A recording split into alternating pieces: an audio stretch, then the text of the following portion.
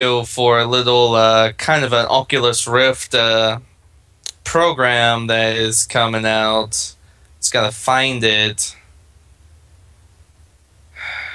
Come on, no, I had found. I had a YouTube video not too long ago. Like, is it what type of game is it? It's not more so of a game, more so. It's not more so of a game, more as it is like a virtual tour of the Enterprise D from the next generation. You know what? I think that really was like the very first sort of like VR things. Even before like the Oculus Rift, I think those little like virtual tours were like really the first sort of things that they did there. And also, welcome back to another Sidekuest Podcast. Who needs intros and all that? Just started right off. Well, I didn't realize you were going to start so soon, but okay. Well, you were already on like a thing that I was like, okay, might as well start it right now because we might like get into it, and then like 30 minutes into it, we're not even recording. True, Yeah, true. What is going on? Well, we might as well have a little intro here, shouldn't we? nah, fuck intros. Intros was like last year. We don't need intros. And like YouTube, when people that have like those like sort of like graphics things, the intros also like pops up with their names like fire and shit and 3D text. You don't need all that. That's like last year. Just start it right off. You're talking inane nonsense or whatever. And that's the beginning of your videos. You don't need to plan anything out. It's another live. You can see this as like a pseudo live, not live show. That's a podcast. Yeah, there you go. But anyway, this is Zel. I'm the Crimson Phoenix. We are your hosters, something. We are hostesses. But yeah, go ahead. Wouldn't it be hosts instead of just hostesses? Because that entails we're female. Yeah, I heard you like saying it kind of like that, so I just started saying hostesses because yeah. So it's a play on word. You gotta get on to the comedy in that. Oh, definitely. Anyway, we are here to talk about many different topics. One of them, as we were talking about just a moment ago, was virtual reality and what it can do for video games. You know what? For a second there, when you said virtual, it didn't really pick up, so it just said like reality, so it sounded a little bit kind of like you're out of it. So we were talking about reality. Aren't you at all? Yeah, I might have had a small pause because I don't have autism. I don't have a speech disorder, but I do try to focus. Speeches. I try to focus too much on what I'm saying sometimes, so I may have a little pause here and there. Nah, you don't need to focus at all. You just keep talking, and then your brain will think of something. That's exactly what I forgot what his name. A Greek philosopher. Just keep talking, and your brain will come up with shit. That's his motto. Definitely, but one of the things you were talking that you guys brought up was virtual reality and video games.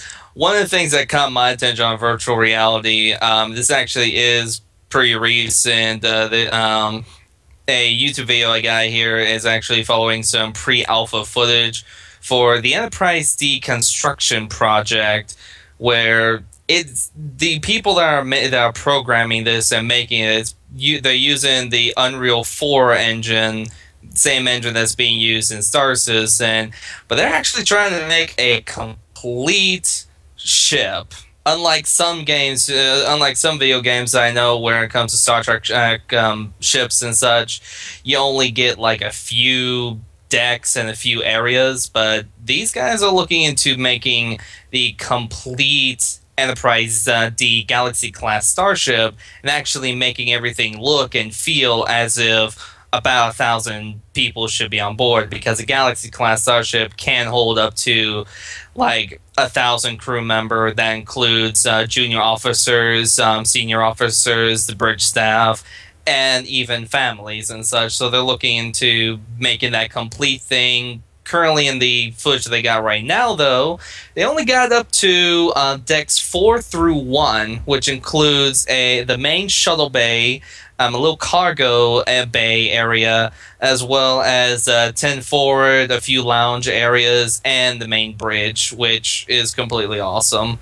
I checked out the video a few times before. I'm actually going to go ahead and send out a link over to you, Zel, here on Skype. That, video, like, it would be like a little pop-up. Yeah. And it's pretty cool because in my time of video gaming, I've played role-playing mods on a game way back in the day called Star Trek Voyager Elite Force. There was a mod called the RPG mod, a role-playing game mod that they made, where they took different classes of ships, some canon, some not so canon, and tried to make as many decks as possible if people wanted to role-play a Star Trek bridge crew. And they had quite a few maps where they had, different number of decks that you could go through, and, a majority of them had crew quarters and everything, and gave that feel that, this ship should hold about, I don't know, let's say about 400 people or so, depending on the ship. And it was a really cool mod, but I like how these people that are making the Enterprise D is actually going for a full-on ship. All the decks, all the corridors, and I imagine all of Jeffrey's tubes as well. So that kind of shows me a little bit on like how much advanced we are going in virtual reality, and it makes me wonder how close could we get? How close could a full-on game could get at that level of virtual reality if majority of gamers were having the Oculus Rift? Yeah, like Sword Art Online, but you know what?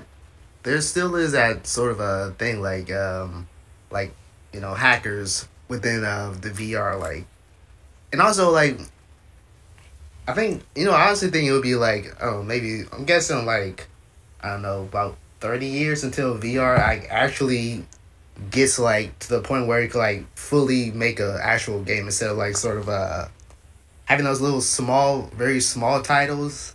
Like, if you ever seen like any VR game, they're really like small and the graphics are okay, but like they still look like it could have been on like PlayStation 2 or whatnot.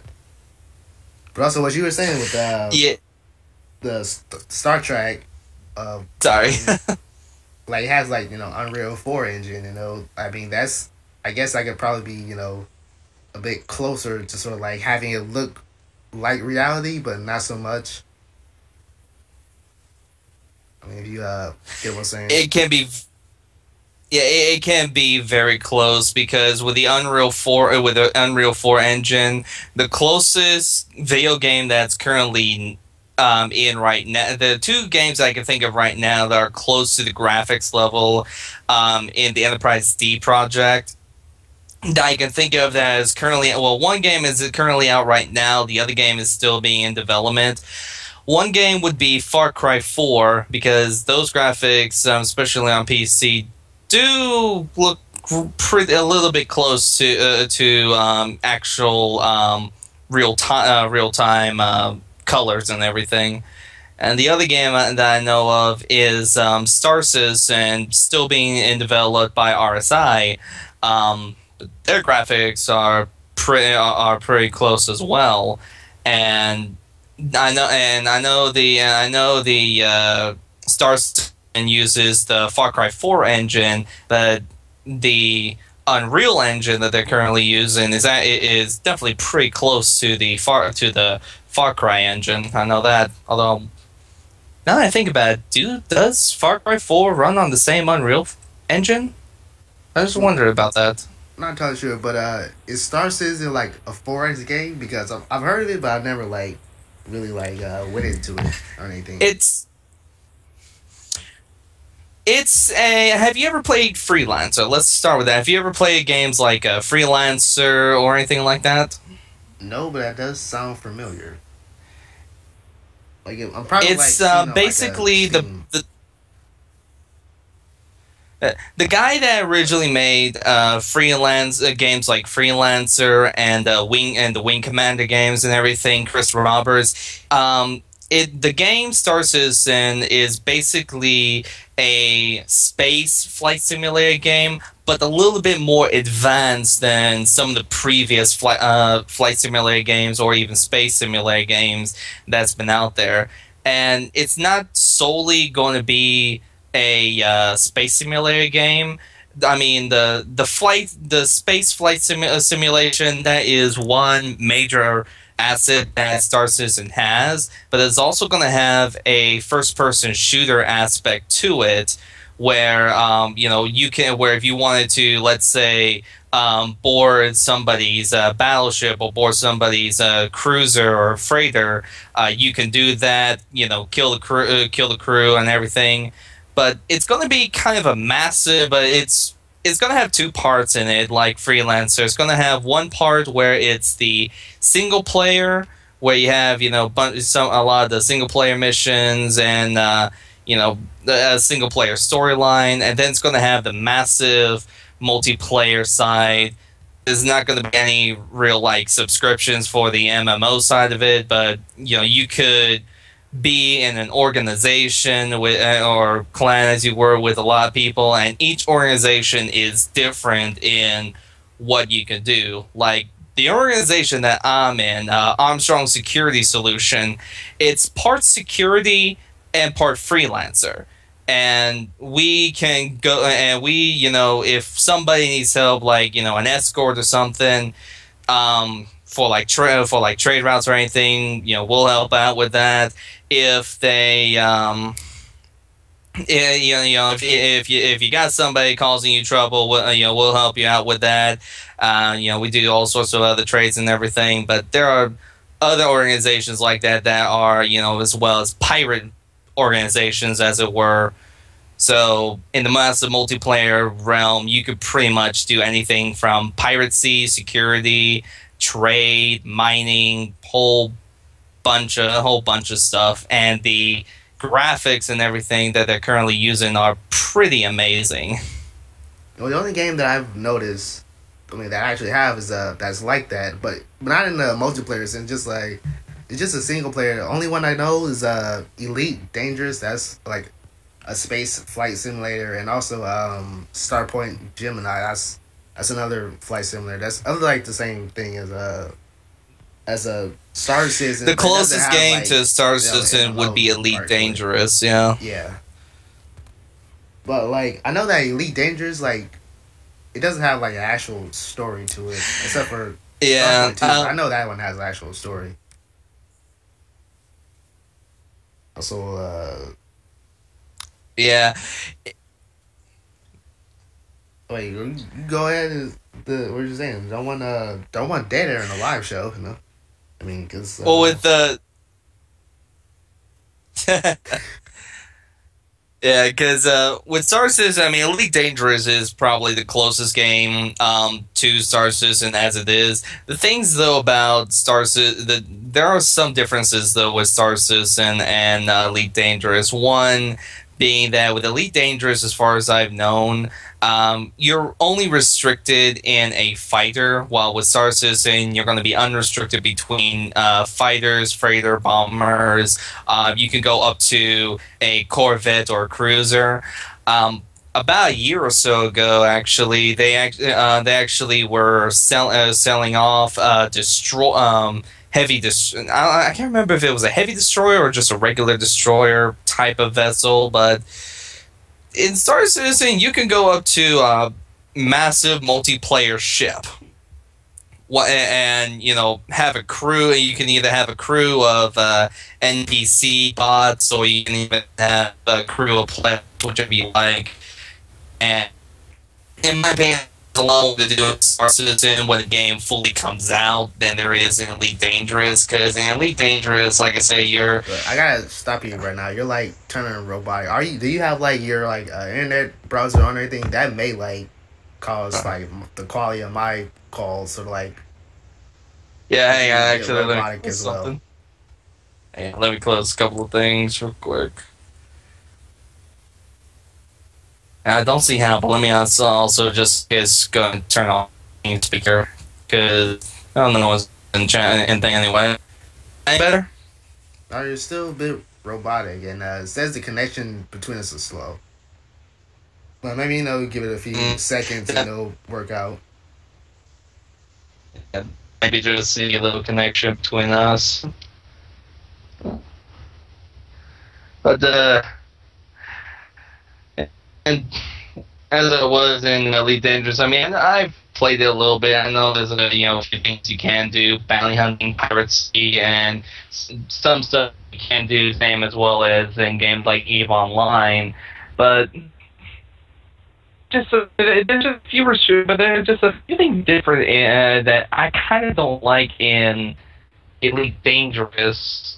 That I like more in games that are like EVE Online or Star Citizen. I think one of the aspects would probably be like their ship design, because I don't know if it's just me, but their concept of space flight. I mean, I can see it, but at the same time, the design of the ships on how that space flight would be. As someone who has done Star Trek and Star Wars and everything for a long time, it doesn't quite make a lot of sense in some things. Plus, I don't know, the design just seems too non-human, I guess is sort of too unhuman, is the way to say it. I don't know if that makes any sense. Like, not aerodynamic, I don't know. Yeah, a little bit. I mean, but it's in space, so I don't have to be like exactly aerodynamic. Just like sort of have to just be able to lift off and then just sort of have the rocket fuel just sort of like just keep it in check, sort of sense. Right, but it's like I don't know. I guess because. Oh no, I was completing what I was saying. Oh, sorry. But one thing that I think Elite Dangerous, when it comes to their propulsion system, it's basically thrusters and rockets or something, other than the little warp drives they have, right? Well, I don't know. I haven't played Elite Dangerous. I only played Starpoint Gemini. I mean, I've seen some footage of Elite Dangerous, but not like I've only seen like cockpit images of it, like footage. I think I remember watching one channel's called Node when they were doing some Elite Dangerous videos. I think I remember where the how do you say it? Where the where the in-flight propulsion system was basically like almost like your everyday rocket pushing the vessel forward and everything. And it's like, okay, that may be good for like in space and having a little thrusters to help turn you and everything, but what happens when you get into an atmosphere?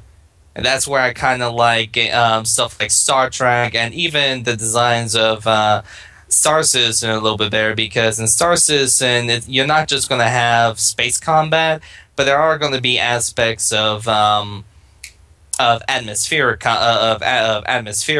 stuff going on as well. In fact, one of the demo videos they had on a new little social area that they had recently brought up, they actually did a little video of what would happen if you were actually flying into the planet, in through the atmosphere, and going into a little landing port. And that's atmospheric flight, and with vessels that like the Hornet and such in Star Citizen, it makes a little more sense because they got the wings and everything, where even though it's still on rockets, you got the wings that supports it in flight, just like any other normal jet and whatnot, right? Oh yeah, this is I don't know why the internet connection. But anyways, you know what? I don't know, like, back to VR, like, do you think that VR, when it actually, like, becomes sort of, like, optimized for gaming, do you think that would, like, completely wipe out, you know, console gaming and PC gaming? Because, like, already, I mean, I can see, like, some things where, like, console Well, games, like, can't really, like, live up to that. But yeah, you could, like, continue what you were saying. well, probably. Yeah. As for VR gaming, would probably wipe out console and PC gaming. A little bit yes, and a little bit no. I would say yes because that would be the next generation, and if it works out very well, I can see virtual reality gaming. If something like, let's say, for example, Sword Art Online or Lost Horizon or something were to come out, where you're actually playing the character, or where you are the character, I can kind of see where that may eliminate the console gaming and PC gaming, but I would say no as well because, let's face it, even though games such as Atari or the Nintendo or the Super Nintendo, it's been many, many years since we played them, in a lot of cases, there are a lot of people out there, including myself, that actually goes back to playing some of those old games. Like, I got the Project 64 emulator and the SNES 9X emulator playing some old Nintendo 64, some old Super Nintendo games. So, I guess with some people, it may VR may eliminate, the PC realm, but in a lot of other cases, for a lot of other people, you may find those few hundred people that may go back to the old games and even show their kids, be like, hey, this may be an old game, but I used to play this and this is where my gaming began. And then that kid may may not like it, but it really depends on people, on how they how they handle the that next realm of video game. What I honestly do think it will be like the sort of VH to DVD thing. Like they'll still, I'm pretty sure, like in the first couple of years, there'll still be some like console gaming. But like once when it's sort of like perfect VR, that's when like they'll probably stop console gaming. Because I mean, also like I think it would be like maybe cheaper because you don't have to like buy.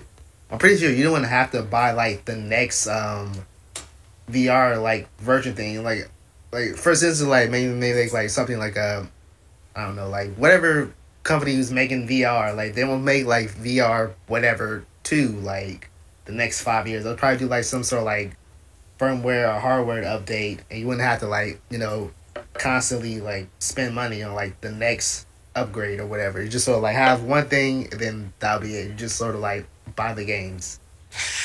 Yeah, and I think that would be one big that would actually be one big advantage to something that's virtual reality, because if you have something like what Sword Art Online have, then all you have to do is just buy the headgear.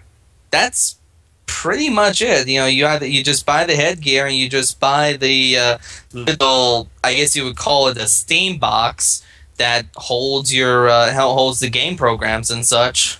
You know what? On that, they actually had it like on the PC. Like they had the VR headset. Then also it was a PC disc that they just put in their computer, as well as Dot Hack Sign. That was also like a PC game, but it just had like a headset on.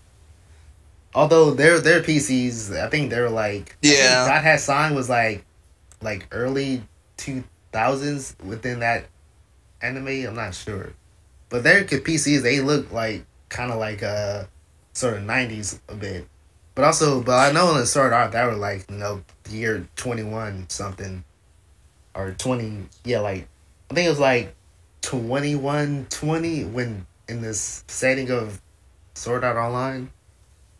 About that time frame, yeah. And their computers their computers looked more. I think it was Kirito's looked more a little bit more like a modern gamer's computer. It was not in probably like a full, kind of like my box, where it's a full box that where I spent $1,000 and everything on. That kind of looked like his a little bit. I think. Yeah. I mean, Yeah, that's the thing. Like, it's just like for consumer wise, like VR like will be, a lot cheaper. You don't have to like buy extra stuff. Like, although you may have to like like you did, like may like upgrade to like 16 gigabytes and all that. But for the most part, it would be like cheaper than buying console games, and then you gotta buy controllers, and then extra memory cards and hard drives and all that, and then they got the Xbox 1.5, and that's like $700. You don't need to do all that. You just buy the headset, and then that's it. yeah, pretty much. Because I mean, especially with the thing about controllers, because like I got this. Like, for example, I got this one wired 360 controller. I have dropped this thing so much that the wire that I have to move the wire around just so that it stay connected to the computer. If I had a virtual reality set, that thing's staying on my head just like this headset is. That thing's going nowhere. Like, who would be dumb enough to break the VR headset to the point where it's barely usable or anything, right? Well, I'm pretty sure like there'll probably be like no cheap version where it's just like a plastic instead of like the full on headset. And also like I've seen some videos of it. Like the headsets are pretty big. Like they haven't like gotten to the point where they're like sort of fit on like a head, like a actual like headphones. They're just like pretty big helmet that you put on your head, and then that's it. So like I don't know, sort of look around, and then that's when you're in the game. But like I think like I said, like a couple more years, maybe like 10, 15 years, they'll probably get to the point where they have like much smaller headsets, and then you'll be able to like use that to actually like be in Sword Art Online, where you just like set up to like lay down in your bed. Definitely there. Actually, Although one thing, yeah, because I think now in VR it's not set to where you could like sit down properly. Like you might have to like actually like get up and sort of walk around. So I think like a couple of years they'll probably get to the point where like you actually like like in Sword Art Online, you just sort of like, lay down in your bed, and then sort of like just have like brain functions, and then you just sort of like move along within the realm of the game.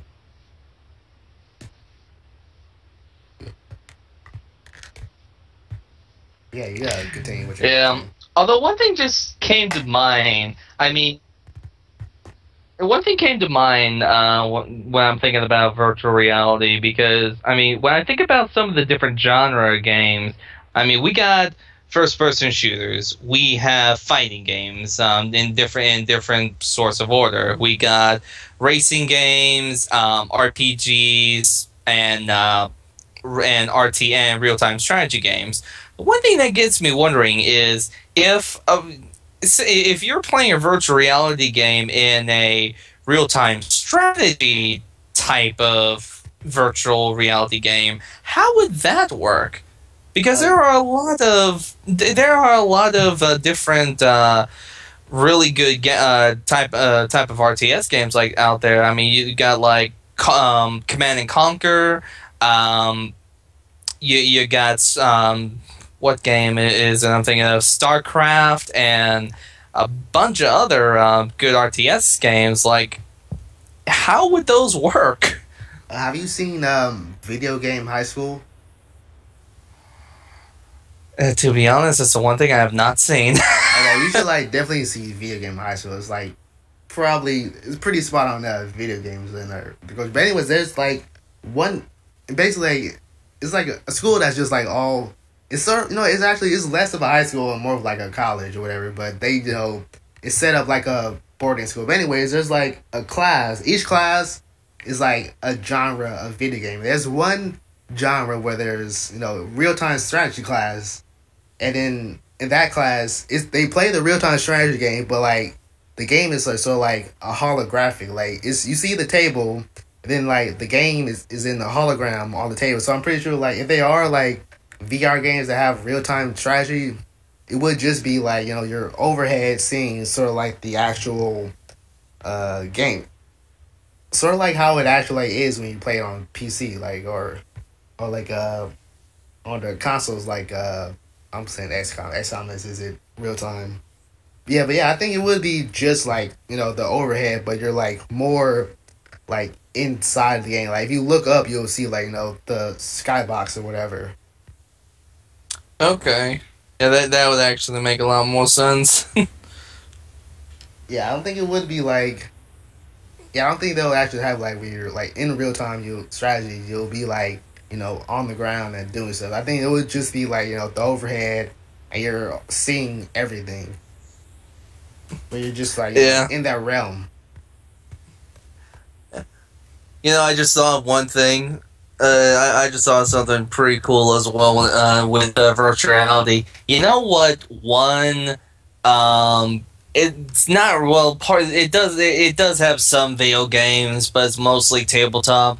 You know what? One game that would more than likely really benefit from virtual reality if we had virtual reality like Sword Art Online. Yeah, what? Think of Dungeons and Dragons as a virtual reality, and think of the concept of like you do have somebody that's being the dungeon master that's making up some of the story and everything, but then you as the player is playing your custom character. And with Dungeons and Dragons, I know it does have quite a bit of customizations and everything with characters and some looks and stuff here and there, but they would really benefit out of virtual reality, I think. Don't you think? Yeah, no, I'm actually like thinking about it right now. Like, yeah, I think that would be like really cool. Sort of like Dungeons and Dragons type, and also like Dark Souls. That's it's sort of like somewhat in the same realm, I guess. Like Dark Souls and Bloodborne and all that.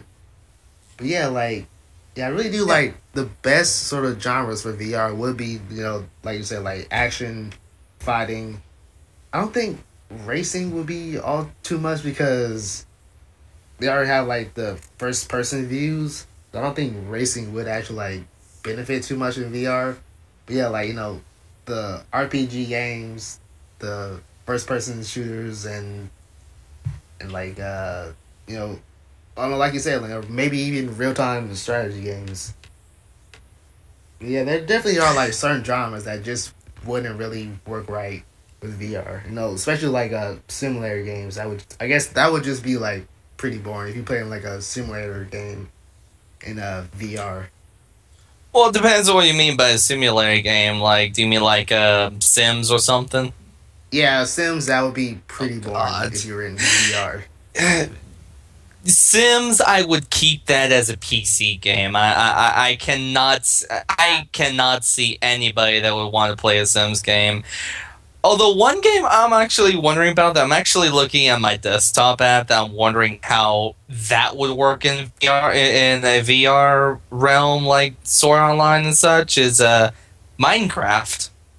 I mean, it's an 8-bit game. How would that work? 30 years from now in VR? Well, I guess they would probably have to make it like full 3D scale. I mean, 'cause it already is like 3D, but it's like 8-bit 3D or whatever. I forgot what the term is, but it's like I guess they call it like pseudo 3D or something like that, because it is 3D, but it's sort of like that whole like old school era, the 8-bit style, blocky bit.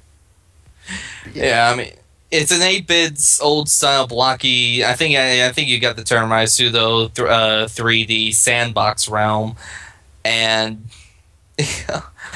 but But yeah, I mean, and as for simulator games, I think the only other simulator game that the simulator games I think would probably work. I mean, racing games, maybe not. It really depends. But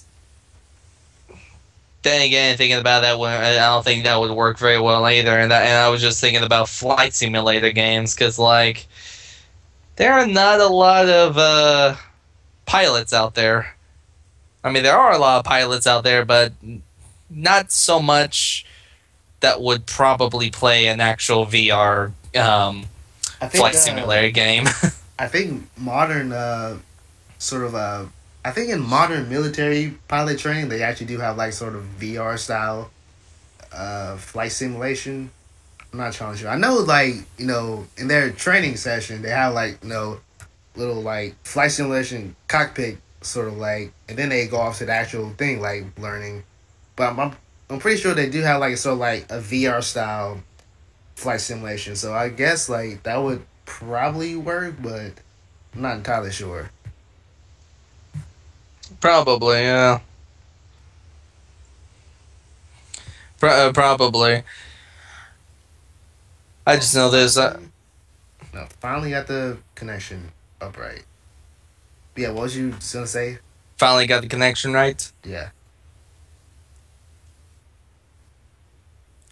I was going to say, I just hope when it comes to virtual realities, when it starts coming out, that I don't have what happened, and I don't have what happened to me happen to this one guy, because in Germany, I think, when somebody was showing off an Oculus Rift VR headset, he was in a roller coaster simulator game, and now he's standing up, he's standing straight up with the VR set, and they have a screen showing what they have like a TV screen showing what the guy is looking at, and one of the guys that were showing off the Oculus Rift headset and a couple of the guy's friends decided that in the immediate moment when the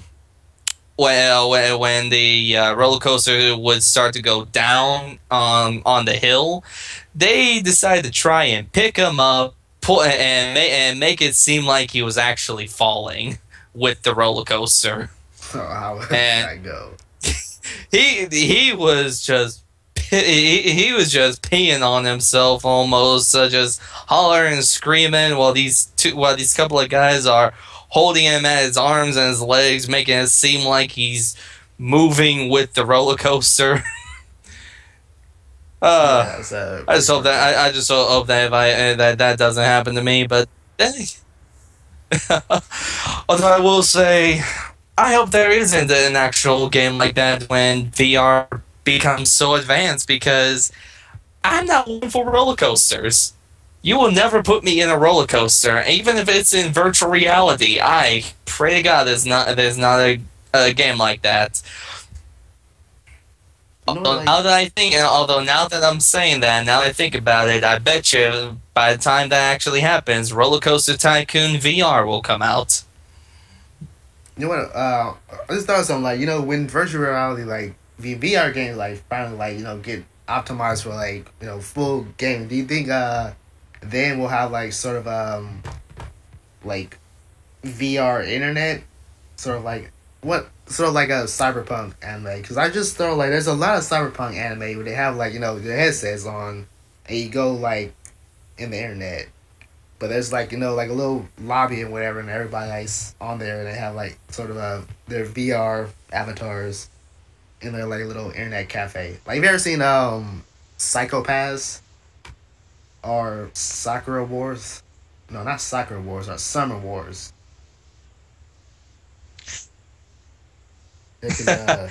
I've seen a few of those, yeah. Yeah, because basically they have like I think they're in like the year 22 something. Basically they have like they do have like VR gaming, and also they have like VR internet. So you think like once when the VR gaming gets done, do you think they'll actually have like real VR internet? We're in like actual internet cafes, or like talking to people like face to face, but with our avatars. So I'm pretty sure that could like I can. realm of possibility. I could actually see that, especially if you're like majority of gamers, where you're making friends pretty much almost either A, all around the US, or B, all around the world, and you want to meet that person, face to face, but you can't really get the money to go to where they're going, to where they are. I can see a virtual reality internet or virtual cafe like that being a thing. I mean, especially if it would probably also be really good for some people who may even end up having like a long distance relationship, whether that person, whether you get like a significant other in the military or not, or you're just, a gamer who ends up having feelings for another person, all the, across the world. Something like that would probably work very well for many different people. That would actually be a very big advantage for a lot of people. Yeah, but also like with all that, I sort of like want to go into like the hacking bit, because I'm pretty sure like as soon as that gets in, like there'll be so many people trying to like hack VR and the VR internet and whatnot.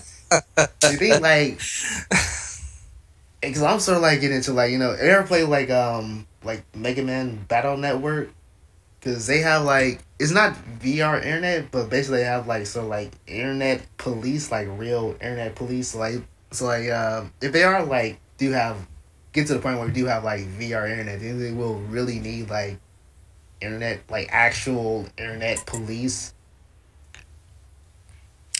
Probably, because so I think I'm not too sure if this was something that was said or not, but when it comes to hackers, the more internet security advances, the better the hacker gets. Yeah, because learn all the new techniques. I mean, I've gone into some IT, and like the best one is like AES decryption, but even still, like I'm pretty sure like once when that gets more advanced, we'll be able to crack that a lot faster and sooner. Yeah, because let's face it, when it comes to internet security, there are a lot of good programs and everything that is good for internet security, but more likely when VR internet comes out, there's still going to be hackers out there. There's still going to be people causing trouble, and if not DDoSing, probably doing some other stuff, and because let's face it, some hackers out there may DDoS people because of anger, or others may do it just, or you'll have some of that group who just does it for the hell of it. Like, I remember this was actually about 3 or so years back. One guy that does trolling on Call of Duty and other games is called Minnesota Burns. Shout out to Minnesota Burns if you do see this. Yeah, I love your videos. But he actually caught a few hackers way back in a few years back, and one guy he definitely caught because the guy actually DDoSed his internet. He actually pulled up the Minnesota Burns's information, DDoSed it, and more likely that's still going to happen in the VR internet realm. People may do that where they just either do it for the hell of it, or you'll have it happen to majority of like MMO companies who a hacker may DDoS the company's servers because they wanted the company to do something for them. The company said no, and the person's like, okay, I'm going to shut down your servers. And people do that a lot. Happened to Star Trek Online, like I think was like a week ago or so. Yeah. I want to like get into like another. Have you ever watched like any like steampunk anime? Like basically like like we were talking about like virtual internet. or any sort of anime? Depends on the anime. Well, anyways, there's one thing that I really don't like about steampunk anime, and also I definitely don't want it to happen in actual reality, but some parts of me wanted to do happen. But I mean, it's really fucked up. But basically, anyways, in these animes, like when you have like the VR internet, and like something goes wrong, maybe like you catch like a virus or whatever. Well, to be more like get to the point, like there's one anime called Boulder Force X, and they're like, and one of the main characters used to be like sort of like what we talked about, like a VR hacker, and then they have like the internet police, and so like the internet police, they go to like his hideouts with all his crew and everything. They shoot their avatars, they kill their avatar. But this is one thing that I really don't like about these type of animes. Or anyway, like when they shoot their avatars, in reality their head explodes. Like I really don't want that to actually happen, like in reality, where something like messes up, like you catch like an internet virus and your brain explodes because you have your headset on your head, and then I'm pretty sure they're gonna have to use like you have to like connect to some part of your brainwave to like actually like function the headset. But like I really don't want that to happen, but it's just some little tiny part of me like want that to actually happen. Yeah, in my opinion, I don't see that would ever happen. Mainly because of how, mainly because of how majority of security companies and federal companies are when it comes to anything like that, and more likely when virtual reality gets to the advancement that we would like it to be.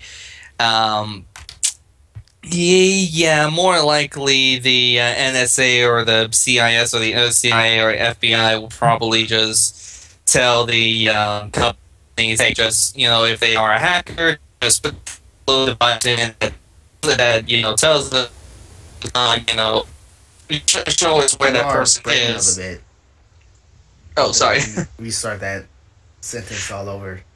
Okay. I think a better way on that is, and would probably be something the NSA or the CIA and FBI would have companies do, is, when internet security shoots whoever the hacker is, I would imagine that the better way on handling those hackers would be to have like a little location device on the head, in the headset that nobody knows about, and it's one of those devices where you can't really run the headset without it, and it has those two separate features, where one feature is something like it powers the vision part of the virtual reality device.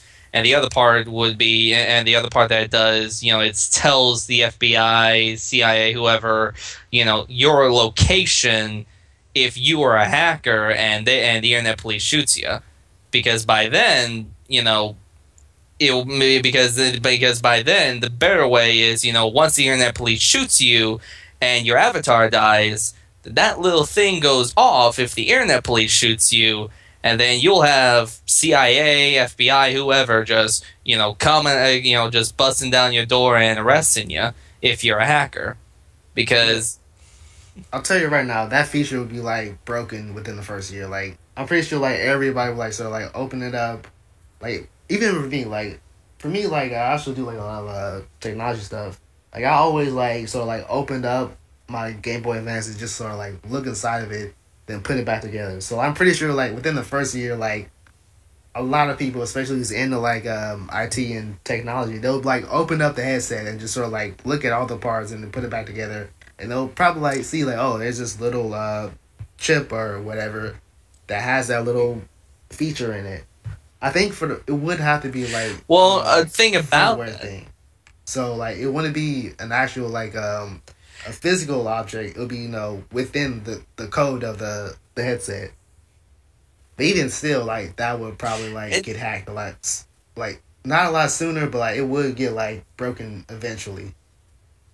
Well, that's the thing. It would have to be something that would be required for you to, in order to use the virtual reality device, but and something you can't really, replicate into something that doesn't do what the FBI wants us to do or anything like that. Because, like, for example, I mean, it's kind of the same thing with like cars in a sense, because in some cars you'll have that one part that you need that no other vehicle has, and you would need that part for something for something that is irreplaceable, like the Volkswagen, like the old time Volkswagen Bugs and Volkswagen vehicles. There's a little part for the airbags. I can't remember the name of it, but it's its own little special part that is needed for the airbags to work, and that would be kind of the same thing as what would be needed for the VR headset. Would be, this thing does two different features, but you absolutely need it in order to replace it. And even if you were to mess around to have just one feature, and it has to have both. The thing cannot work without both features, because it almost runs the entire thing, almost like a mini motherboard, if that makes sense. Oh yeah, I can understand that. Yeah, and unfortunately, something like that may be hackable or something, because as I said earlier, the more the more advanced internet security becomes, the better the hacker may become. But that's when you have to try and think of a way of some way to beat them, and something like that would probably work. But I got no. But that's one thing where I have to see the technology and see it working in order to say, okay, it works. Yeah, and also like we talked about this, basically like the new Windows 10, they also have like something that like I really don't like. First of all, like I want to say this right now, like Windows 10 is basically it looks like Windows 7, but it's still 8, because they still have like all those features that's in Windows 8 that really nobody uses. Like I don't know who uses like the one device, and what other stuff did they have? Like I'm using Windows 8 right now. I don't use none of the stuff that's on there.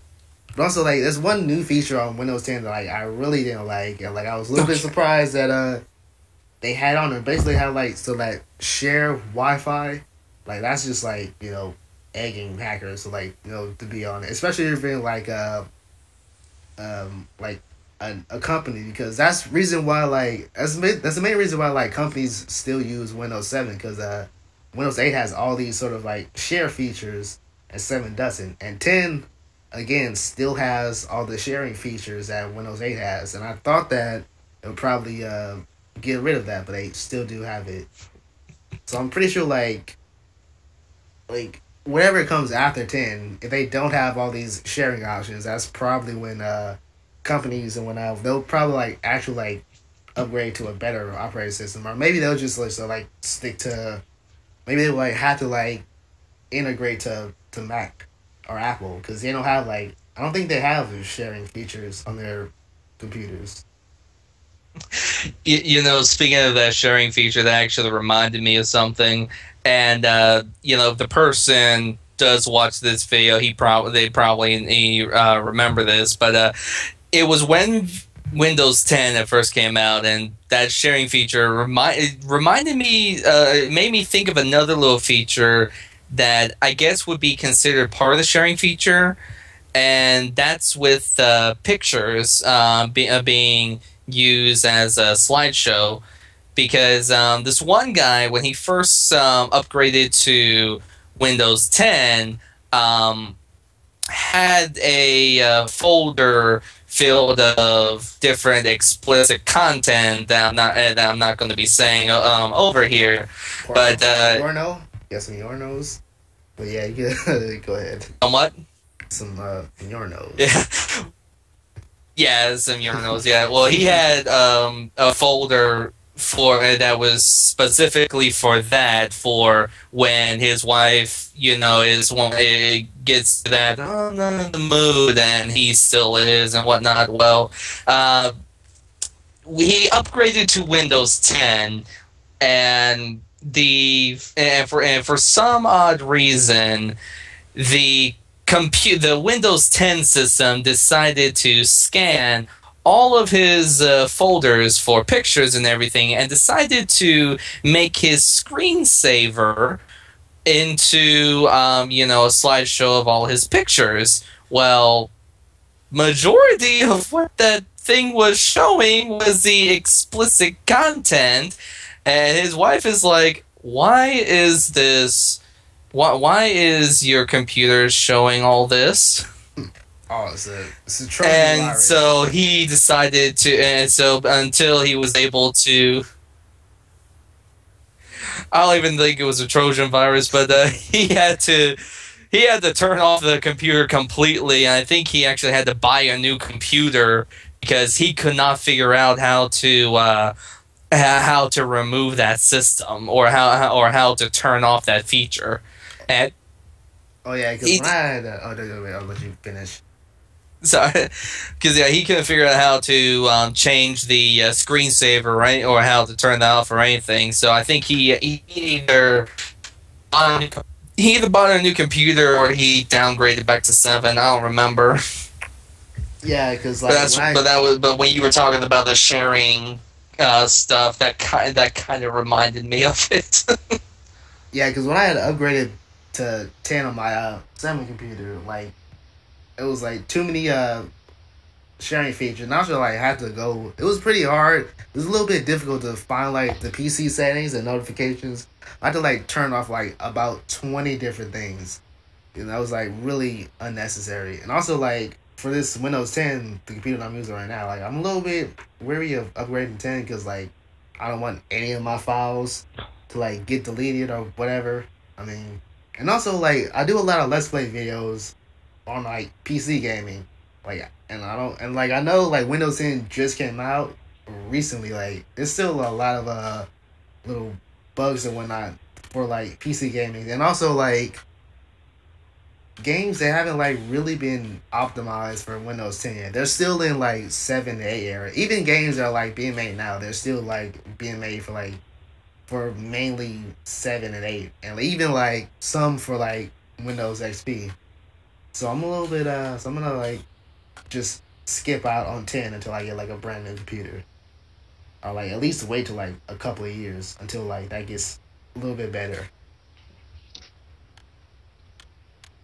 And you know what? That's kind of with me as well, because I mean, right now I did I registered to get a free copy of Windows 10, but I'm not installing that until they get everything fixed. And pretty much for me, I think I might have mentioned this before. Everybody in the entire world is my guinea pig. Everybody in the world is going to suffer through whatever Microsoft is doing with Windows 10. They are the guinea pigs to find that and tell them.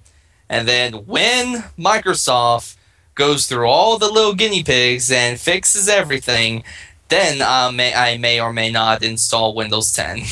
Like I don't know if the problem is from like either like the drivers and whatnot on my computer, on my system, or like just upgraded from like 7 to 10, because I'm not sure if like 8 to 10 is a lot better, but I know from like 7 to 10, like when I did it, I couldn't play any videos or audios at all. And like I make videos, I record videos, I have to like edit them, so like it'd be pretty counterproductive for me to like make a video and then I can't even play it. And also like they took off Windows Media Player.